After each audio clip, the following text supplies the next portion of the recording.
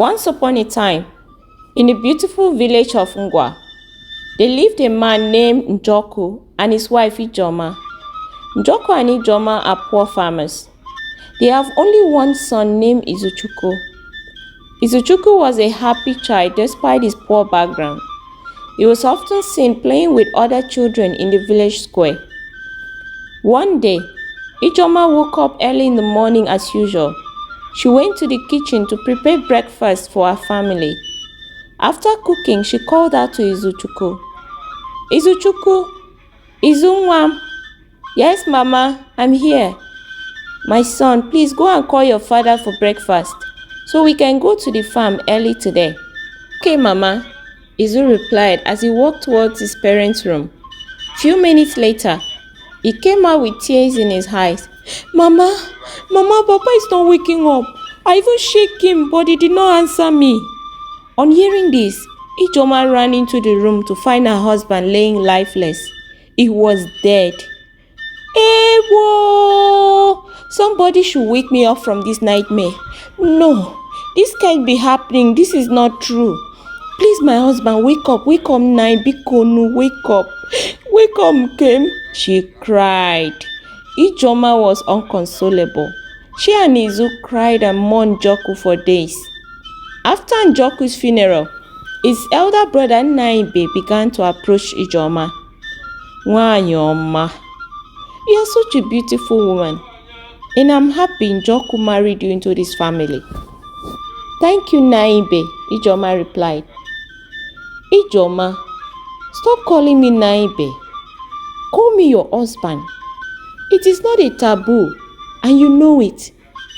Our tradition demands that if a man dies before his time, his wife must marry his brother to remain in the family. Marry me, Ijoma. Naibe, you have 3 wives and a compound full of children. Why can't you be content with that? Please, leave my house. Ije, my dear, calm down. You have 2 market days to think about it. Don't make a hasty decision you'll regret in the future. I don't need a second thought to know that I will not marry you, Naibe. Please, leave and not come back. Ijoma. Okay, Naibe said as he left in anger. 2 days later, Ijoma was summoned before the village elders. Ichedike, one of the elders, said, Ijoma, we got a report from your husband's brother Ibe. He said that you, the daughter of this land, who knows the tradition very well, has decided not to obey it. Is it true that you have decided not to marry your late husband's brother Ibe? Ijoma said in reply, Elders of our land, I believe that the tradition also permits a woman in my situation to mourn her husband for at least 1 year. Please, ask Naibe, how long has it been since Izuchukwu was laid to rest? His bones have not yet touched the soil, and his brother wants to marry his wife instead of mourning him. Is it fair? Shut up, woman! Are you trying to say that Naibe here did not mourn his brother, Izuchukwu? Iche Nnamdi cut in. Iche Nnamdi and Naibe were very close friends, so it was no wonder he took a side. Iche Uka cleared his throat and spoke. My fellow elders, please, let us consider what Ijoma just said. It is true that Izuchukwu left us not long ago. Therefore, his wife should be allowed to mourn her husband for at least 1 year. After then, Ibe can marry her if they reach agreement. Let's not forget that the woman also have a say. She can say yes, or she can say no. Keep quiet and sit down, Uka, Naibe said with anger. Your wife Nkiru, was she not married to your brother before you? Oh, I see. You want me, Ibe, to leave Ijoma so you can go to her hut anytime you like. It will not happen. I am not a he-goat like you, Ibe, Nayoka replied. Nkiru was not forced to marry me. We reached a mutual agreement. So don't bring my wife into this. Respect your tongue before I will cut it for you, Ichuka said in reply. Me, Naibe, Wanfo, cut my tongue? You have drawn a battle line today, Uka. We shall see. See what? My fellow elders, you have heard him. If anything happened to me or my family, Naibe should be held responsible. This is his family affair. Let him settle it. I am out of here.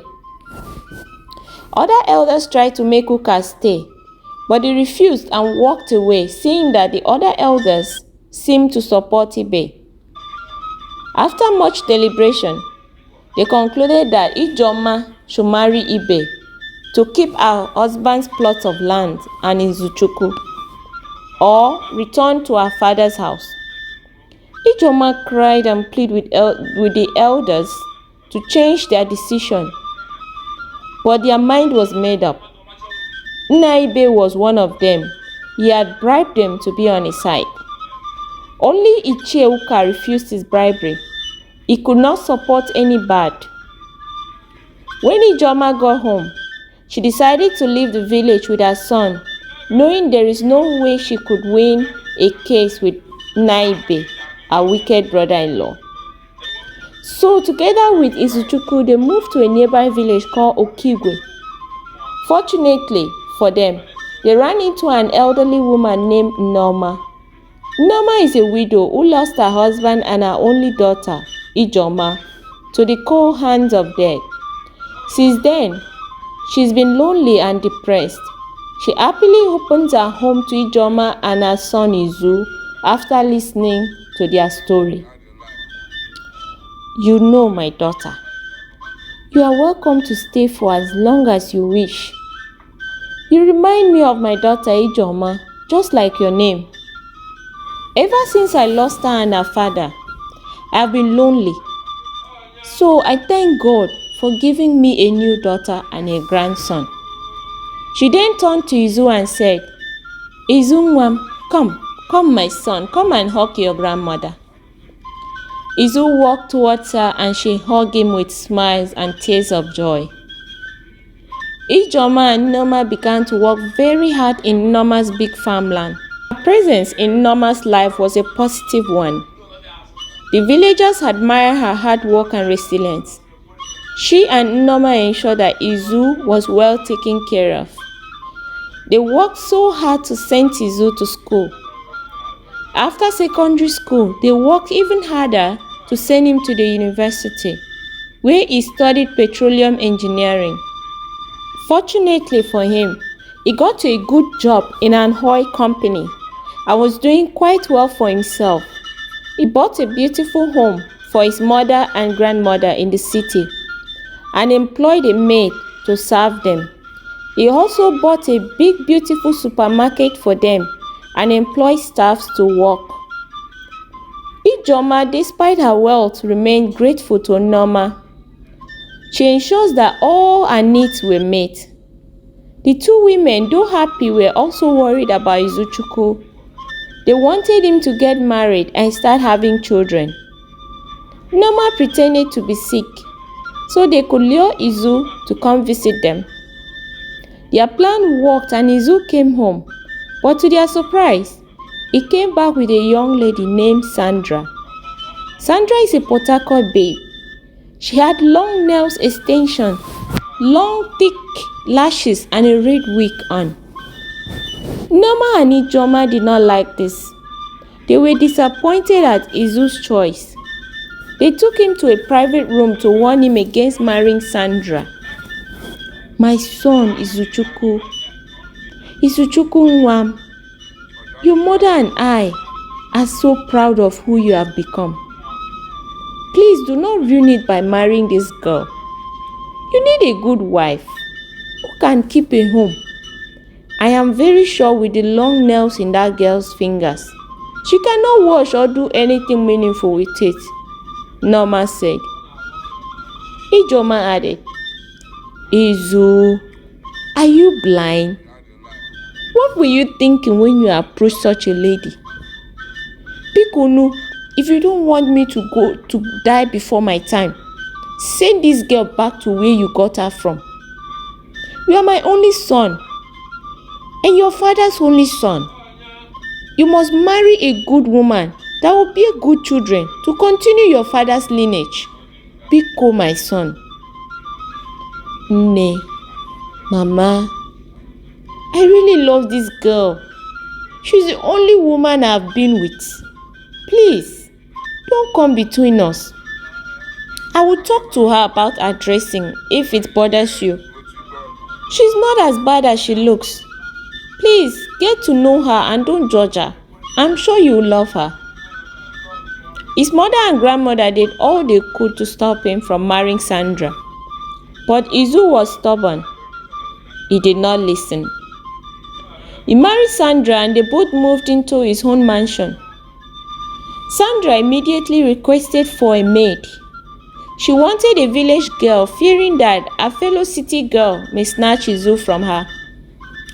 Izu decided to call his mother to help him look for a village girl to serve his wife.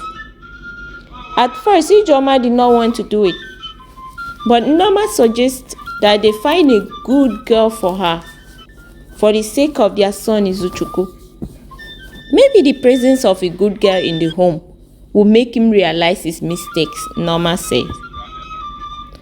They traveled to Okigwe and found a girl named Nkiru.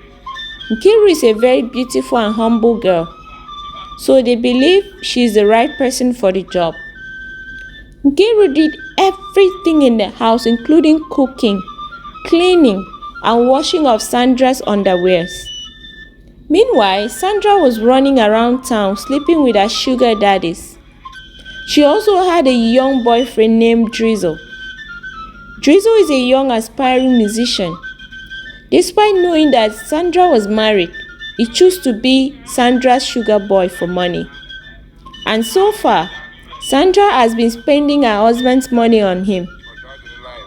Izu continued to work hard, unsuspecting of his wife's infidelity, making sure his wife lacked nothing. In the second year of their marriage, Sandra began to bring Drizzle to her matrimonial home. She threatened to kill Nkiru if she ever revealed her secret affair. But Nkiru was not the type to tremble in fear for any threat. She was determined to bring Sandra's wicked deed to the light so everyone could see. Uncle Izu is a good man. He does not deserve this kind of woman at all, she thought to herself. Oh my God. Why are the bad women finding good men? Why will the good ones always end up with the monsters? She asked. One day, as Nkiru walked into the supermarket for grocery shopping, she saw Drizzle walking towards her with a young pregnant lady. She quickly hid before they could see her. When Drizzle stepped out to take a call, she saw opportunity to find out who the lady was to him. Oh my God, you look so beautiful, even with pregnancy. My name is Nkiru, how about you? The young lady was flattered. She said, Thank you, Nkiru. You are not looking bad yourself. My name is Mie. Nice meeting you, Mie. Can we be friends? Of course we can. Take, this is my number. She handed a written phone number to Nkiru. Thank you so much, Mie. Did you come here by yourself? Not at all. I am here with my boyfriend. We came to pick up few things. Okay then. Enjoy your shopping. Let me go. Because 3 is a crowd. They both laughed and Nkiru quickly left through another section of the supermarket. When she arrived home, she began to think of how she could set up a scene that would reveal everything to his boss Izu. One day, while talking to Mie on the phone, she said, Since I came to the city, I've been praying to meet a friend and I believe that you are prayer answered. Mie said she was equally happy to meet her.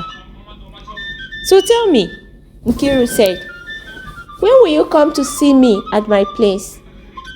I know I'm just a maid, but my boss is not always at home. Even if he sees you, he will be happy for me. He's a very good man. Okay, I will come one of these days, Mie replied. They continued chatting for a while before saying goodnight.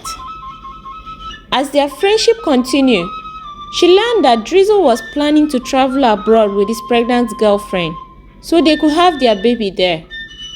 Nkiru knew that Izu's bank account was about to face a great injustice, and she said to herself, should I tell Ne and Mama?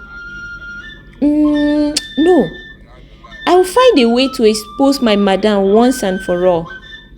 But how can I do this without her knowing I did it? Oh. She paused and thought for a while. When she got an idea, she knew Drizzle often left their mansion 10 minutes before Izu's return. She thought of how she could delay him till then.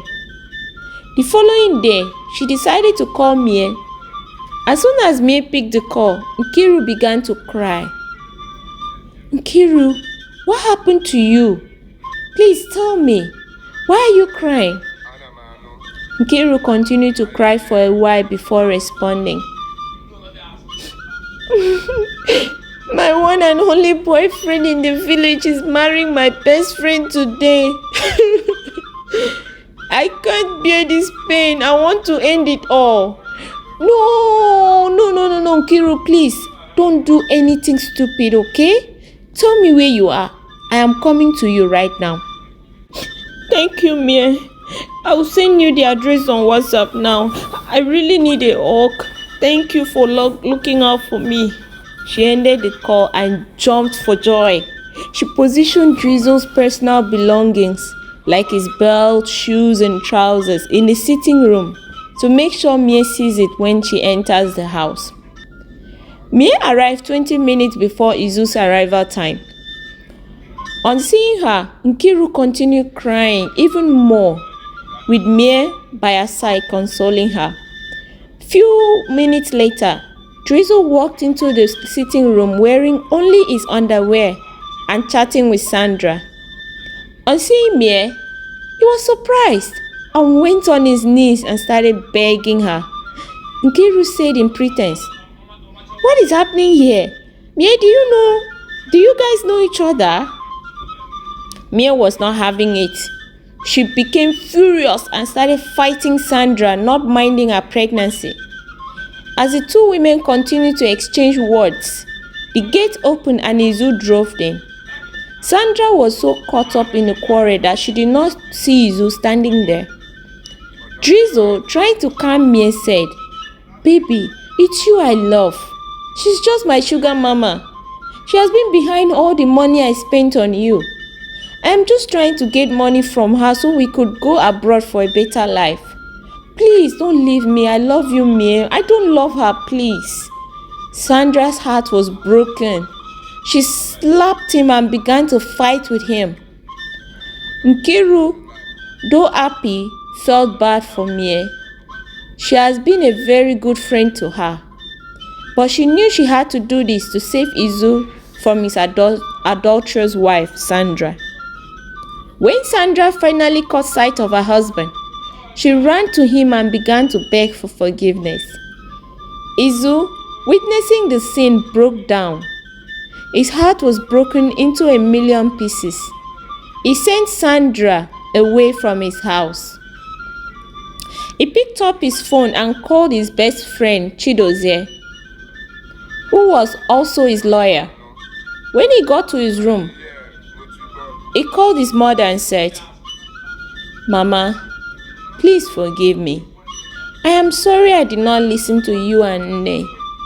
"What happened, my son?" Ijoma asked. "Mama, it's Sandra. She's not who I thought she was. I'm terminating the marriage." Ijoma, although happy, was also sad for her son. She knew he was deeply hurt. He has been betrayed by the only woman he loves so much. She and Nneoma went to Izu's house to stay with him for a while. During their stay, they noticed how kind and hardworking Ijeoma was. Nneoma brought it to Izu's attention and he began to notice her as well.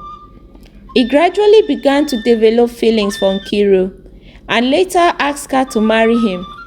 Nkiru was happy. She accepted and they got married. 3 months later, Nkiru became pregnant and later gave birth to twin boys, and they lived happily ever after. Thank you so much for watching this story to the end. Please don't forget to like, subscribe, and give us a thumbs up. And also don't forget to leave a comment. I would really love to know what you think about the story. If you have learned anything, please feel free to share with us. Thank you. Bye-bye.